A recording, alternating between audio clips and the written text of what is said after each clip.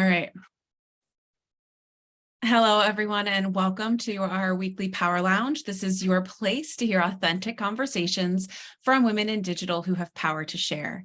My name is Amy Vaughan, and I am the owner and Chief Empowerment Officer of Together Digital, a diverse and collaborative community of women who work in digital and choose to share their knowledge, power, and connections. You can learn more about us at www.togetherindigital.com. And today we are talking about what emotional intelligence, otherwise known as EQ, is and how it can work for your go-to-market team, as well as how to identify talent and pursue equitable hiring and motivating folks in a remote-first culture that we are all very much still living in, while keeping numbers central to your success. Here to us and to empower us today and put this into practice. This is where Asiya is going to have some editing to do. Liz, before we got started, we were having all the technical stuff. Pronounce your last name for me. Ritzkoven. Ritzkoven. Okay, so basically the way it's exactly written. I just had a moment. I was like, oh, I forgot to ask. All right, Asiya, you can pick it up from here. So sorry, hon. Here to empower us today and put this into practice is Liz Ritzkoven. Liz has been the Chief Revenue Officer of Hustle since 2021. She is responsible for the overall leadership of Hustle's go-to-market team, including sales, market development, sales and operations, client services, and marketing. She has served as the Global Chief Revenue Officer at Namagu, Foursquare, Bazaar Voice, and Parade Media Group. Prior to that, she served as Vice President at Yahoo and Time. Liz, I'm so excited that you are here with us today and thrilled about this conversation. It's two sides, two very important pieces of how we move forward in businesses and how we lead. And so I'm very excited that you're here with us. Thank you. Thank you so much, Amy, for having me. And I'm really excited to be here. This has been such an interesting past few years, hasn't it? It sure has. It sure has. I would love to hear a little bit more, because looking back at your history and your experience, more about your career journey and how you became several times over a Chief Revenue Officer. I was doing a little digging and, there's actually a pretty decent split between men and women. It's about a 60-40 split. So we have a lot of female Chief Revenue Officers. Yay for that, more of that. But how did you kind of fall into this area and line of work so many times over? Thank you for the question. It's an interesting one. I mean, it's been a journey at that. So, but it's been an incredible journey. It's interesting, out of college, and when I got into my first sort of real company roles, I played a lot of individual contributor roles in a lot of different teams. So I started off as a sales individual contributor, carrying a bag, knocking on doors, because that was a real thing at that time, knocking on doors. Yeah. And I also worked in marketing and strategy. I was an account manager.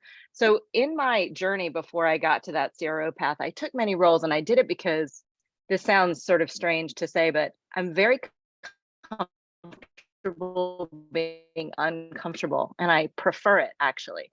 I like not knowing all the answers. I like learning new subject matter. I like meeting all different diversified folks and working with lots of different companies that have different balances in the executive suite, in the boardroom, also even in leadership. And that has, there was this moment in time at working at one of the companies where I said, I really love all the jobs I've had. This has been super interesting to wear the different shoes, figure out each other as you think about journey path. And with that, had an opportunity with someone I had worked for previously who gave me, a promotion and put me in a Chief Revenue Officer role, really letting me run stacks of teams that I do represent today at Soul. And it became very clear to me that was the right path. That non-linear beginning of your.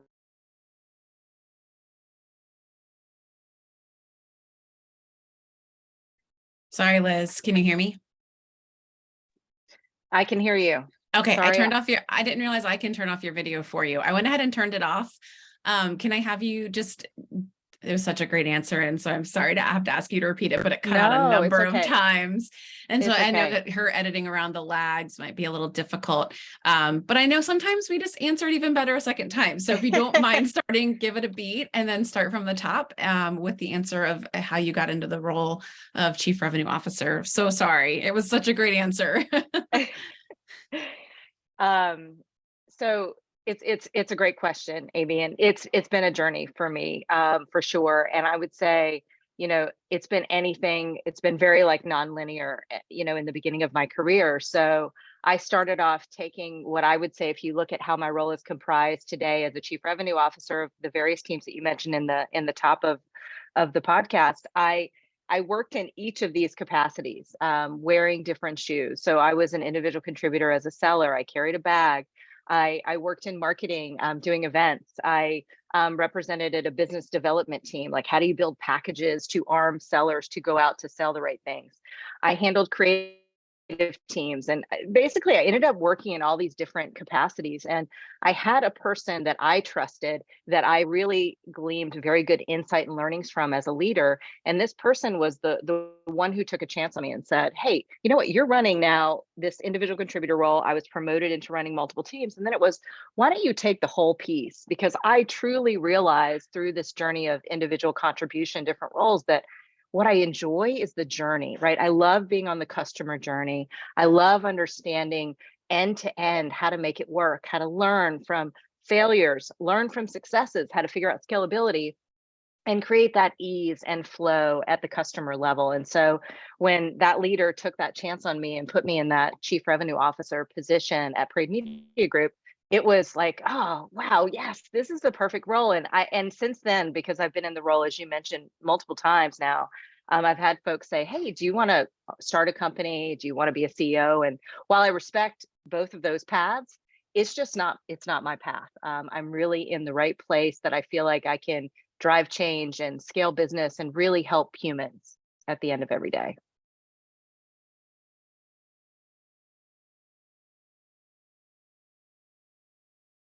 Oh, This I is can't why hear. that's Okay. okay.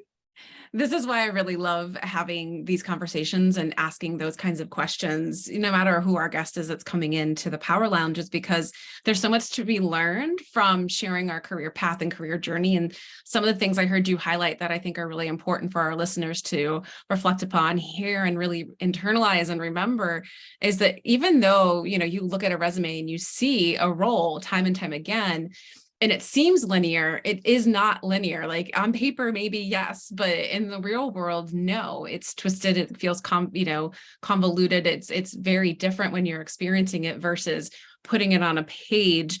Another thing I think that was important you called out is it's not just about what you know, but who you know. And really, by putting yourself out there, leaning into your strengths and finding champions for yourself. I mean, I agree with you. I can't tell you, some of the biggest moves in my career happened because of other people believing in me and giving me a shot and giving me a chance. So you're right. Success is not just, winning at every bat, hitting the ball at every Yeah. bat. It's taking swings, it's having misses, it's failures, and it's having people that, still believe in you regardless. And then the last thing I'll say that I really loved was, talking about those collective of individual contributions. We have a lot of women out there right now who are going through mass layoffs or have been looking for jobs for months, and they don't feel like the work experience they've had, it's too disparate, it's too disconnected. But really, if you spend some time looking and talking with them about their experience, you kind of begin to see how it all really does connect, and it really can lead you towards a certain direction if you understand and know your North Star, which I also love that, like chief revenue officer is what I want. It's not CEO. And sometimes kind of just title chasing versus knowing where you belong and what fits best for you. I feel like that has a lot to do with the success that you've had, Liz. So that's such a great, just a number of fantastic lessons in that one answer there. So thank you for sharing that. That's great. No, and I one thing I'll add, Amy, is I think it's Yeah. also, and you touched on this a little bit, but it's the pay it forward mentality, right? Which is what I Yes. live my life by every day. Like, I know the challenges and the obstacles that I went through to get to different places in different ways, and how uncomfortable I was, but I recognize Yeah. I like being uncomfortable. But how can you help Yes. folks through that journey and Mhm. really pay it forward, so that you give them a chance, you give them a shot, you lay it out for them. What could that look like? What should it look like? What can it look like? And just to inspire and motivate. I think that to me is just so rewarding. 100%. I agree. I wouldn't be sitting here doing this and recording this podcast for that matter if it wasn't for that. I 100% and wholeheartedly agree.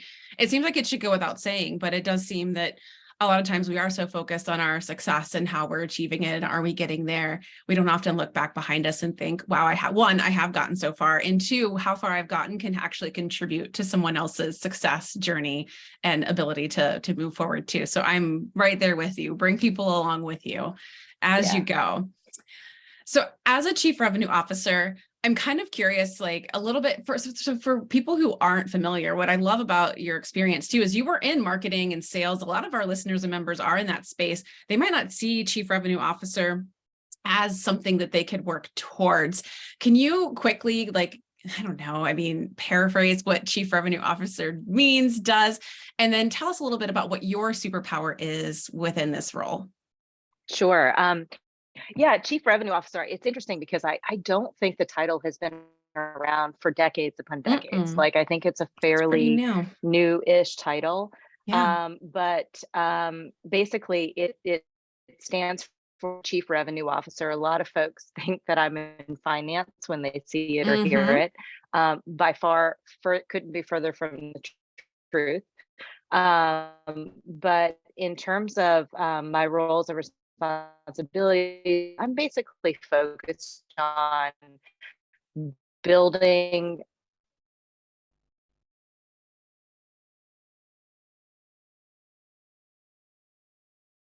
It fires up again, Liz. We'll give it a second and then I'm going to have you start from the top again. Hello. Okay, we gotcha. All right, go ahead and start from the top again. Okay, you got it. It's still cutting out. Usually it won't make a difference if we turn off our cameras, right? It's because it's lagging on her end. Okay.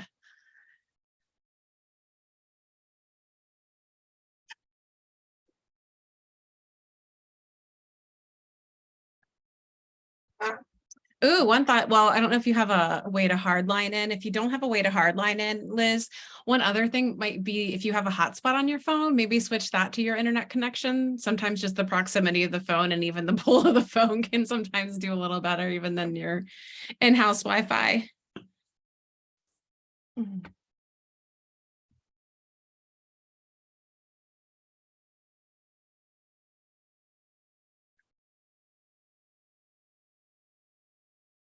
Julia had to laugh at myself. I don't think I've ever started to like talk and be on mute. And all the times I've done these, I'm like, oh my gosh, I finally did it. Today would be the day. I'm sorry, y'all. It's okay. No worries. Can you hear me? I started on my second wave, my second try, and then I was like, oh, darn shit. Yeah, it cut out again. No, you're fine. Yes, you sound good now. Go ahead and take it from the top again. You got the question down? I do. Okay. So chief revenue officer, one of the things I do want to just to share is that I don't know if folks know that it just hasn't been a title that's been around for decades upon decades. So chief revenue officer literally stands for chief revenue officer across all go-to-market teams. Now, this title and this role can be, and remit can be structured in different capacities in different companies. It cannot include marketing or include marketing. It cannot include customer success or include customer success. It just depends. But basically what I am charged with is focusing on a seamless and successful end-to-end customer experience that has growth and scalability to it, and just creating best practices across the organization. I remember talking to folks, originally who said, "Are you in finance?" And I said, "Oh, I couldn't be further from finance. Yes, I'm charged with existing revenue and generating revenue and retention, but it's partnered with finance, but it is a very different role." And in that role, you asked me about my superpower. Yeah. I need to always continue to refine it, but it definitely is connecting with humans. That is connecting with humans, and empathy is one of my strongest skill sets. And it's core to me as a person, as a mom, as a leader, as a coach. it's the things that humans do every day that make it so rewarding and purposeful. Yeah, that's great. I love it. Awesome. Well, thanks for educating us on that. Because like I said, I don't think it's necessarily a career path, direction, or title that everyone is familiar with. So I appreciate you enlightening us on it and talking about human connection and that necessity of it. Definitely leads us into the conversation about EQ. And it's funny because Julie was like, I was talking to her and I'm like, well, we've got this topic today. And then she was like, does everybody know what EQ is? I just assumed everybody knew what EQ was. And then I was sitting next to my husband and I said, do you know what EQ is? He's like, equality. I was like, oh my gosh, no, it's emotional intelligence. He was like, oh, no, that makes sense. I get that now. Yeah.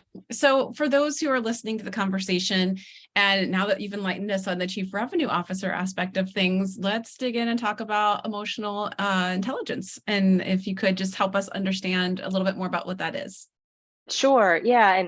And you mentioned, Amy, EQ it stands for emotional quotient, but really, looking at it as emotional intelligence. And it's the art to the science, and it's also the science to the art. So the way I think about it, it's the ability to recognize, manage, and understand emotions.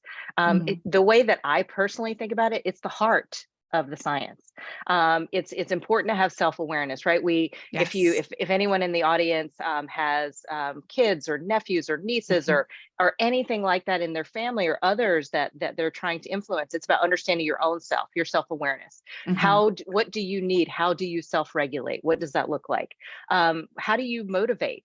How do you, what are the things that you do? I'm training a puppy right now, so I'm looking at EQ in a very different food motivational way. Right. And what are those social embodiments and those social skills? And so it's the underpinning of our capacity to work well with each other, to manage our stress, right? And lots of people manage that differently, and everyone should. I think it's important to understand, how do you do it, Amy? And everyone does it differently, and how can you take away from that? And it helps you make effective decisions. So, Yes. be calm, don't get emotional, don't freak out. I mean, unless you're in some sort of a capacity where you are saving lives, I think Yeah. that is a moment in time you want to recognize that, but you probably even need to be more calm than folks that are in a corporate capacity. But you want to make sure that you can continue to improve your emotional intelligence, but also recognize where you are and where you want to go. That's great. Yeah, I love that.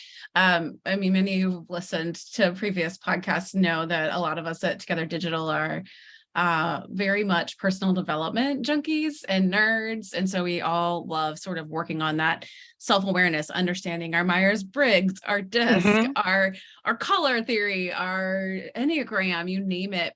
Because I 100% agree. I think sometimes we jump to the conclusion that emotional intelligence is understanding everybody else's emotions, but you really can't understand anyone else's emotions until you've worked through your own. So I love that when you started to describe it, you jumped straight into the work on self, and then understanding that how you show up in the world is going to impact how others will respond. And you can't control how people respond. All you can do is control how you behave.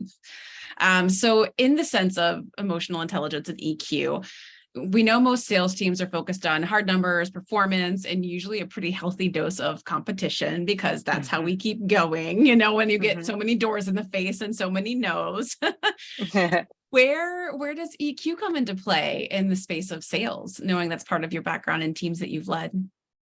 Yeah, it comes into play consistently, and it's a very big part of a winning attitude.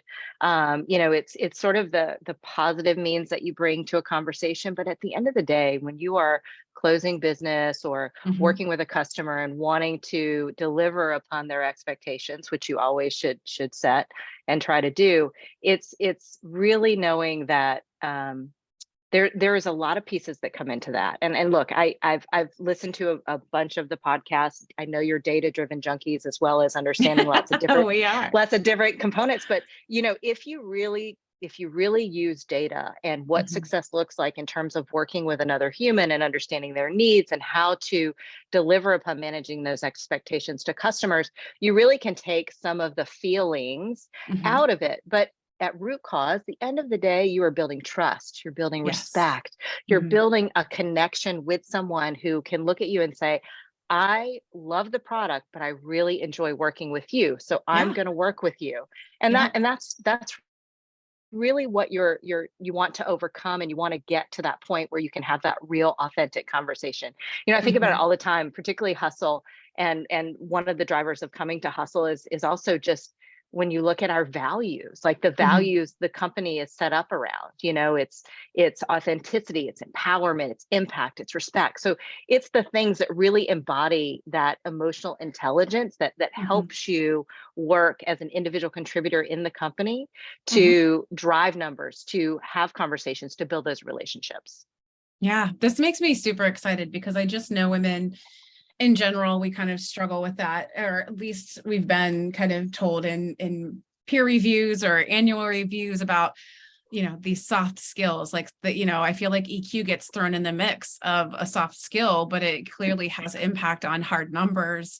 And like you said, when you're working towards building trust and closing deals, it's not just about that one deal, but any and all future deals. It's the Hmm. long-term relationships that you're talking about. So it makes me excited hearing that, and knowing that EQ and building true relationships with people does have not just the emotional reward and payoff that we get from connecting with others, but also those financial rewards.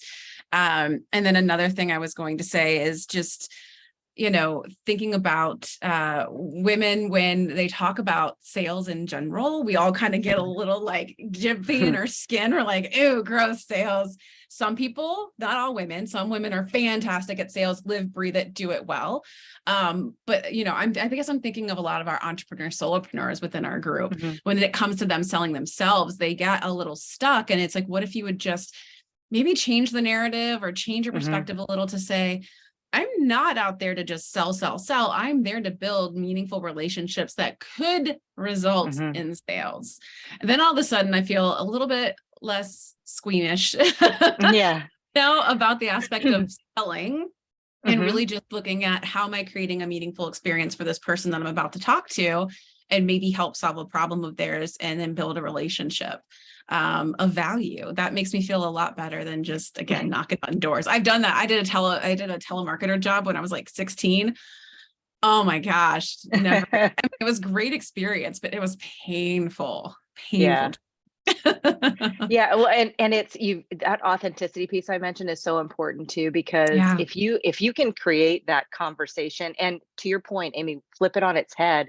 I Mhm. always say, first of all, don't work somewhere where you don't believe in what you're talking about, because Yes. we are all in sales at the end of the day. There is a component to everything 100%. we each do.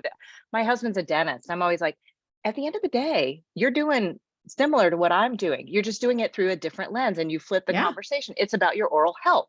What I'm trying Mhm. to say is that you have to believe in what you're doing. If you don't do it. Do not put Yeah. yourself through that. Right? That is unfair to a prospect, a current Yeah. customer, but most importantly, it's unfair to yourself. Don't do that. Think about what you really enjoy, what makes your heart blossom, and Yeah. then that's what you pour yourself into. And then it's not sales, it's Right. building on someone else's business and making them more successful alongside of what you're doing. It's a partnership. I So agree. That's great advice. I love it. And I'm not that passionate about Windows. I learned that at 16, picking up the phone, calling people. I don't love Windows that much. All yeah. right. With your role being focused on revenue, thus numbers, and again, you kind of encapsulated and then some, obviously, it's just not about the revenue. Do you find it difficult to bring, like I said earlier, the softer skill, or what's perceived as a softer skill of emotional intelligence or EQ into play? And if so, what challenges did you face and how have you overcome them? Yeah. So first of all, I would say it's not difficult at all. In fact, I do it. Um, I hate to use the word forcefully, but I sort of premeditate bringing in this part, the EQ, into the Yeah. process of selling and looking at Uh-huh. numbers, because it's important, right? It's your own self evaluation tool. So first of all, I believe in a process and a protocol. It's about helping individuals see all sides of an opportunity, so that when I'm working with, whether it's a salesperson, account executive, or a client success manager, I can really help them understand through a different lens what I'm seeing versus what they're seeing. We can talk through it. We can make sure that we're using a sales methodology of some sort to double check. Do we have all the right pieces. What are we missing? Do we really have the right person we're talking to? And Mhm. so I really try to build that into my methodology. And I would Smart. say it helps right away build trust with Mhm. a potential customer. It helps to maintain trust with someone who is an existing customer, because really you're doing it through the lens of, have I done everything that I promised you I would do? Is there anything I'm missing? Call me out. Let's have this open, transparent dialogue. And have I run into challenges? I mean, oh my, I mean, yes, I certainly have. And I will tell you, there is a pivotal moment in my career. I won't name the company, but there was a moment where I was at one of the brands that I worked for, and I was there Mhm. for many years. And we went through a lot of leadership changes. So Yeah. I went there to work with the person who was at the helm, Mhm. who was running the company, who was then transitioned. Mm. Um, and then I went through a year of 3 different transitions. So I'm trying Wow. to motivate people, Yeah. keep emotions at a low, trying to keep people focused on the work at hand, but doing it in a way that I know what they're going through. I'm going through the same thing. Yeah. So it's interesting, because how do you keep, this was the conversation I had with myself, had self-awareness, what am I going to do? Mhm. Everyone's worried about the same thing. I need to keep people together. I want to keep Mhm. the conversation open. I want to acknowledge what's happening, right? I'm not going to shove it under a rug, because that creates more friction, or Right. can create more friction.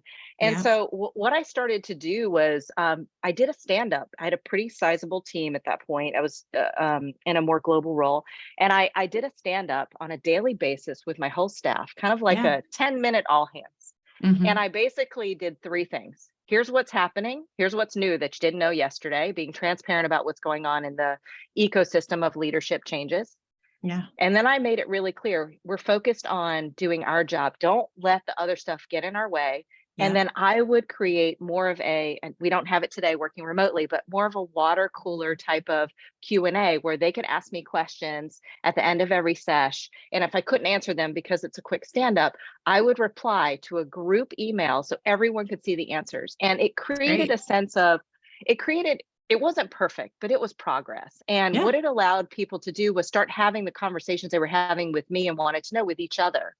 And Mhm. I started to get more insights from the team about the things that they were going to do differently. And that was the challenge. I always said, what are you going to do differently today to make your day better than it was yesterday? Even if it wasn't a bad day, but I think you can Right. always learn from it, and don't get caught up in the, well, for lack of a Yes. better way to say it, the drama, the stuff that doesn't Mhm. matter because it's not customer focused. Right. Exactly. Yes, because if that's what you're there for and you're passionate about, the last thing you want is for that to suffer because of the drama. And it is easy. I mean, I think we've all been there, especially if we are deeply caring about what organizations that we're within and working for, and feel a lot of affirmation or maybe identity attachment to what we do. It is really hard not to get swept up into all that, especially when there's massive organizational change happening time and time again.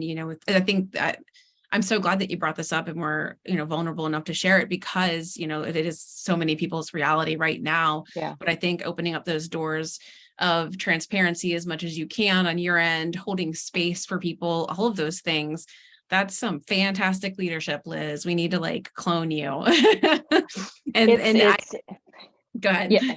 No, I was just gonna say it was like, again, thinking back to it, even like reflecting on it, I can feel the moment now. Yeah. So hard, but we're all Hmm. on the same page. And I think creating that equality across the teams is also Yeah. very helpful.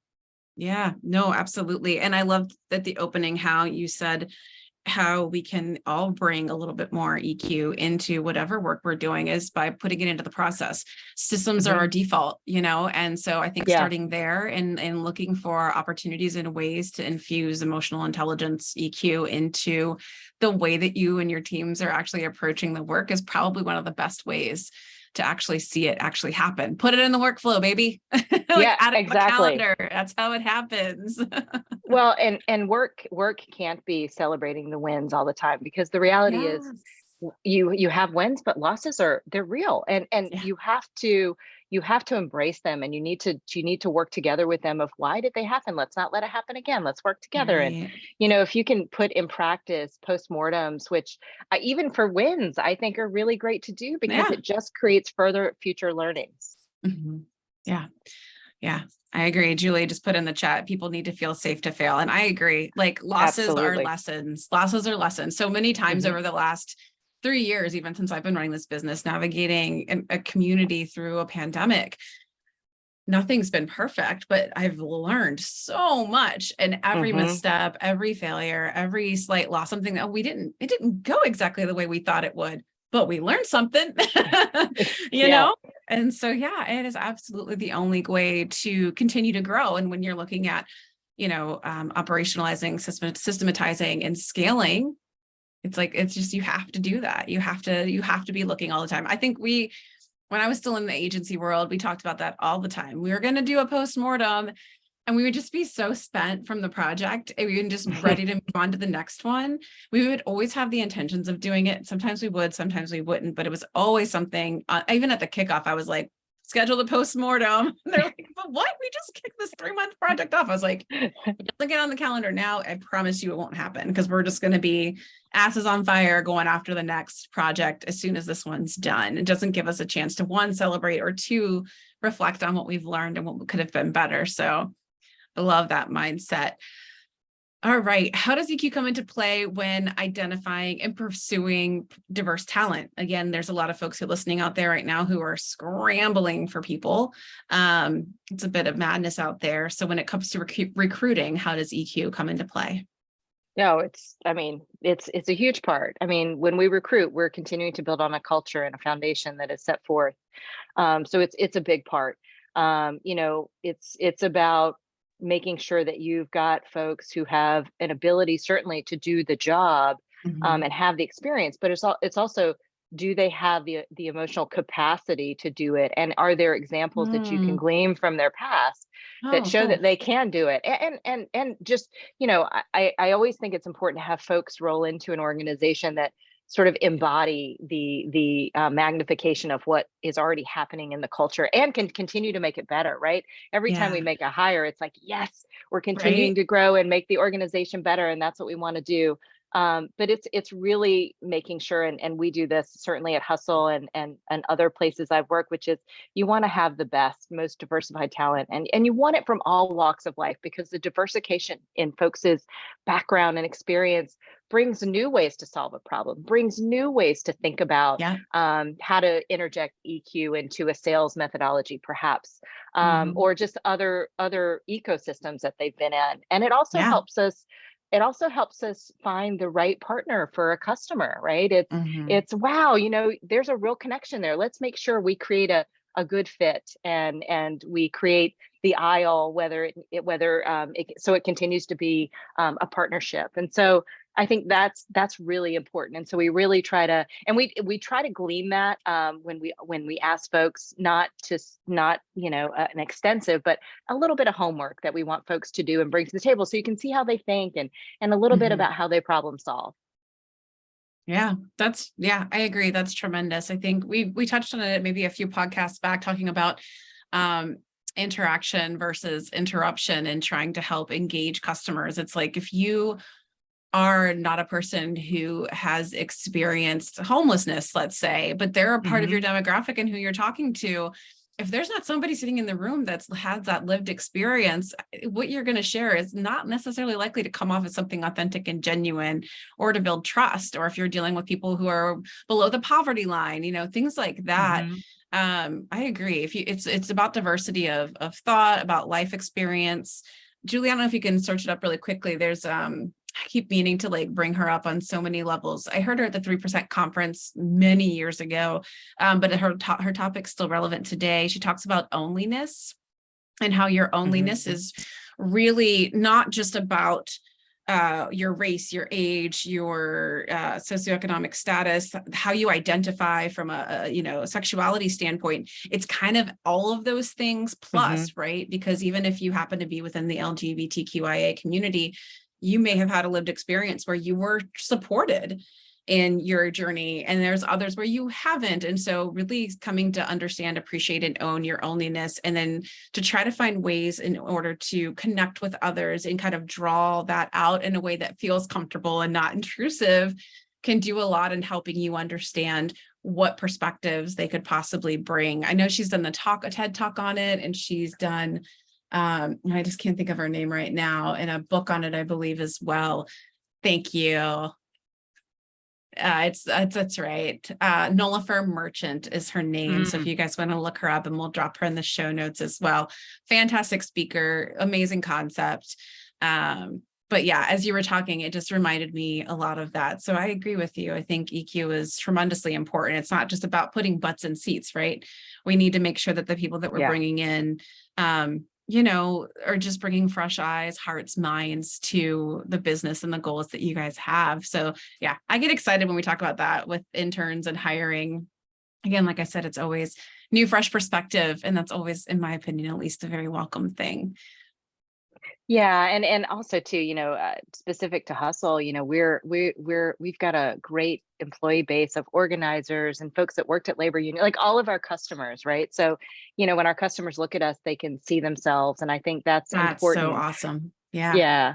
Alongside of of the other corporate backgrounds. So it's this nice mix that I think really can drive success and continue to create the robust culture that we have today and will continue on with. I agree. Absolutely essential. If you're not reflecting your customer, you're not talking to them. That's right. You're just talking to yourself, no matter how much you want to think otherwise.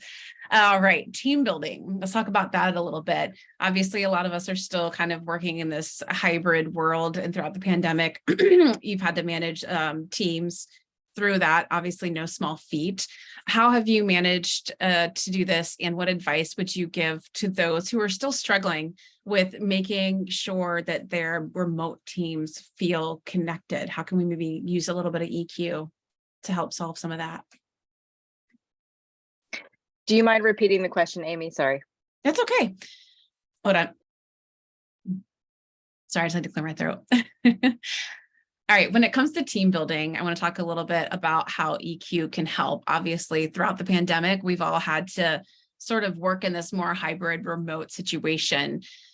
How have you managed, and what advice do you have for those who are still struggling with, helping teams feel connected while working remote? Yeah. First of all, just to kind of go backward a little bit before I fully answer the question, this whole thing had me in a tailspin when it all started, like everyone else, right? Yeah. So I'm someone who I have a routine, or had, right? It's a new situation today, but you wake up, and I'm a commuter. So I was commuting into Manhattan. So you get on the train, you sort of process your day, get yourself organized, really kind of structure your strategy for the day. That time went away. And so I had to figure out, okay, looking in the mirror, how in the world am I going to, do I just roll out of bed and get on calls? Am I just going to be on calls all day? What type of fatigue is that going to cause? All of those things. And so I would tell you that going through it like everyone else did, we all had different challenges in different ways based on what commuting capacity we were doing, how much traveling on planes we were doing, engaging around people, which at the end of the day, you can try to do that team building. And I've seen it now. Now I can say there's some effectiveness happening. It was hard to prove that out necessarily in the beginning, but it's about communication, respecting folks' opinions, their beliefs, their space that they're working out of, and their heads. Once we all got to a place that we kind of created this new, can you hear me? Yeah, you can keep going. Nope, and then it cut out. We'll give it a second, Liz, and then if you just want to start the question again to give us a clean grab of it.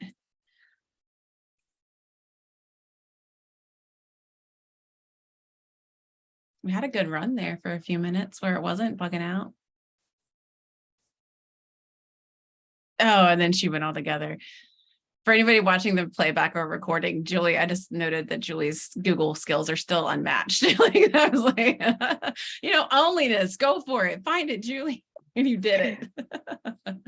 Hey, Liz, are you back? Hey, I am back. Sorry. No worries. Just start at the top of the question again. Do you need me to ask it again? Or are you good to go? No, I'm good to go. Go for it, friend. So, in terms of the pandemic, I just want to back up because it definitely took me for a whirlwind, as I'm sure it did everyone else. Just trying to figure out, okay, I had this routine I've been doing for 20 years. Now it's Hmm. changing.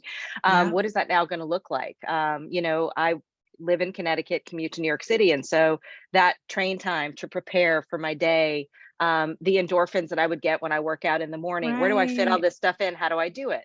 And Yeah. so, with that said, what I've now realized, and it seems to be working now that we've fully come out of it, and I have more benchmark data Hmm. at scale, is over communicating. So, communication's really, really important. Just keep talking to folks, like you're sitting at a desk next to someone, even though that's not Hmm. happening.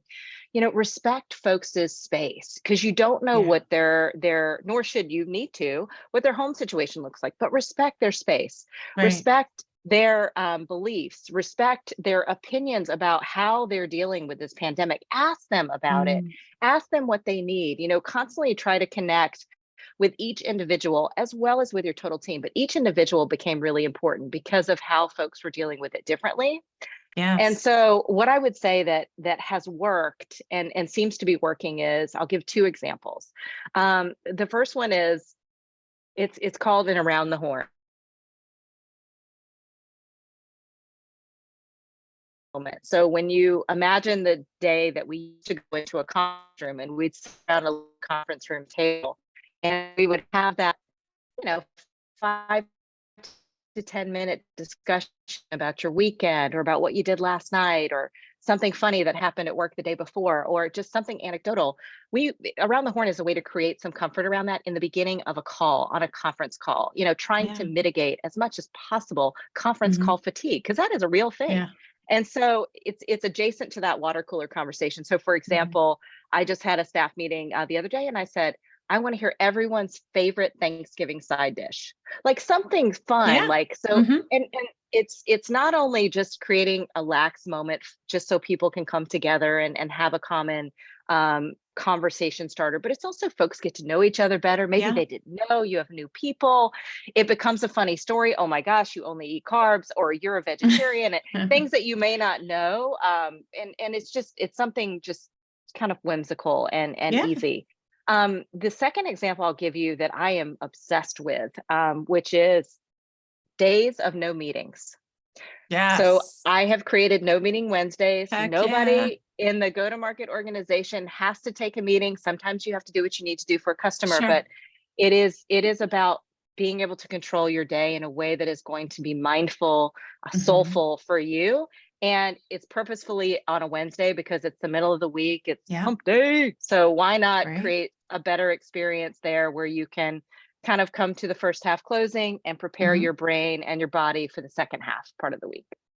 100%. I love that, Liz. Yes, I am very much. I'm actually doing Monday or Wednesday meetings because I really don't know how else I got things done before. I think the mental energy that it takes to go from conversations and meetings, especially when they're back to back, to then actually trying to dive in and do deep work in a different environment. And even when we were still in our working spaces, like I never did that when I was still Mhm. working as a copywriter, creative director.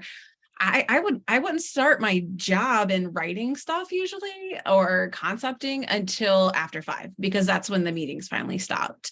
So I am so glad to hear that at an organizational level that you all are able to implement something like this. I own my own business now, makes it a lot easier for me to create those boundaries.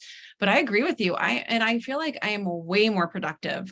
I Mhm. follow up on all of my meetings after I've had them because I have that bandwidth. I get the deep work done that needs to get done on a weekly basis. I don't know if I could ever go back to 5 days a week of meetings. I think my head might explode. Yeah. Yeah. And look, I think it's also like, have a day maybe where your camera is off, Yeah. where you can just give folks Yes. that ability to speak to you, have a conversation, but they don't need to be Right. camera ready, as it were. 100%. Yes. Being camera ready, one thing. Another great trick too is just to turn off your self view.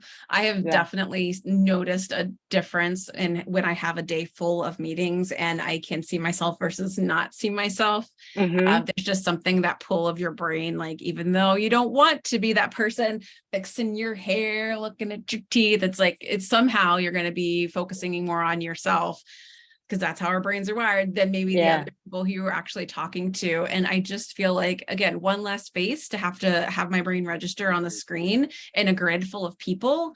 Oh, please. Yeah. I'm all for hiding self-view and or just saying, I'm going to stay off camera for this.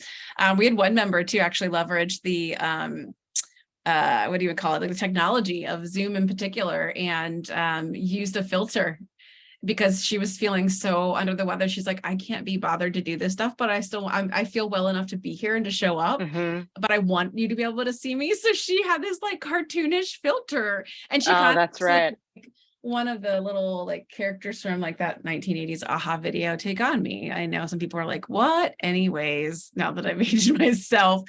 All right. One more question for you before we wrap for the day, because this has gone so fast this hour.